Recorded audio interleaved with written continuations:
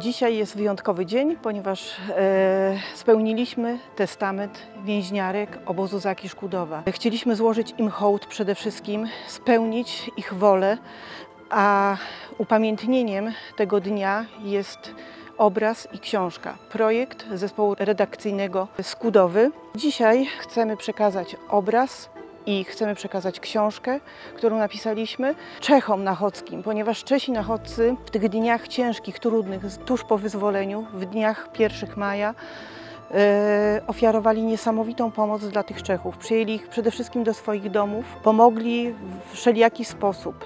Czesi również, którzy w samym Nachodzie, włącznie z Czerwonym Krzyżem, jeszcze wtedy nielegalny Czerwony Krzyż na czele z Anną Adlerową, oni stanęli na wysokości zadania. Do tej pory nas dziwi logistyczna akcja, świetnie rozpracowana, gdzie stworzono punkty dla więźniarek, stworzono miejsca noclegowe. W zasadzie wszystko to, co oni zrobili, o tym do tej pory mało kto wiedział.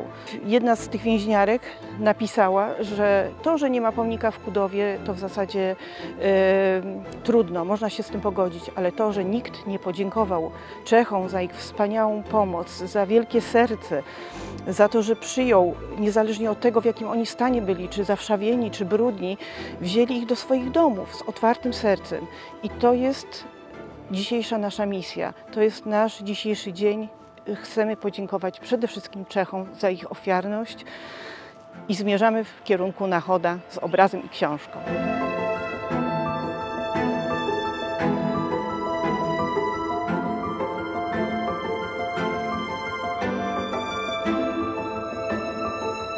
Trzeba przypominać ważne wydarzenia z historii, żeby ludzie znali historię swojego domu, miasta, kraju, państwa, narodu i sąsiadów.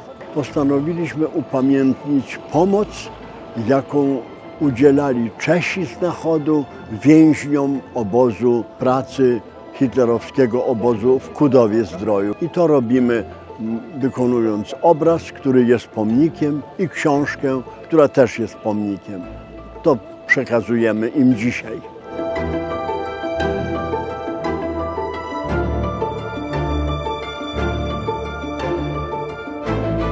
Dnes jsme byli svědky na náchodské radnici neuvěřitelně emotivního příběhu, který napsal sám život. Je to 79 let, kdy z pracovního tábora v Kudovi-Zdroj přešlo přes hranice v květnu 1945 70 000 vězňů. Tehdy náchodští občané, aniž by přemýšleli, tak pomohli člověk člověku. Pomohli vězňům, dali jim jídlo, ošacení a v podstatě díky nim celá řada těch tisíce lidí vlastně přežilo. Dnes jsme byli svědky autentičních projevů a dokonce potomků, kteří jsou dokonce stvárněni i na tom obraze za mnou. Přiznám se, že to byl pro mě emotivní zážitek. Neuvěřitelný, kdy nám přišli Poláci poděkovat. Já přijímám to poděkování s pokorou a jednou provždy budeme si pamatovat memento, které už se nikdy nesmí opakovat. A to, aby ovládl Evropu blázen, člověk anebo lidi, kteří chtějí dnes a v dnešní době jednoduchá řešení a dokonce chrastí zbraněmi, a to tak, že ohrozují bezpečnost a mír v Evropě. Kudova-Náchod je evropské město a přiznám se, že ta vazba je dneska více než pevná, skálopevná.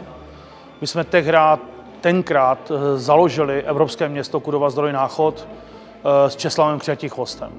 Dnes jsme předsedové Euroregionu Glacensis na české i na polské straně. Česlav na polské a já na české. Je to možná proto, že se mi to plete, protože už dneska nejsou hranice, jsme Češi a Poláci a i přesto, že si rozumíme, tak jsme velký přátelé. Tento obraz, tento dar je ještě větším symbolem spojení Kudovanů a Náchoďanů.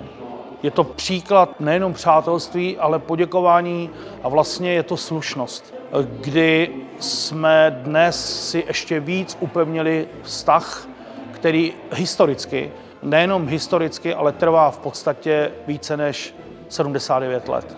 A to je něco, co znamená v česko-polských vztazích, ale především mezi Kudovou a Náchodem, něco, co už nikdy ten vztah není nikdo ho nemůže rozvázat a nebo zničit.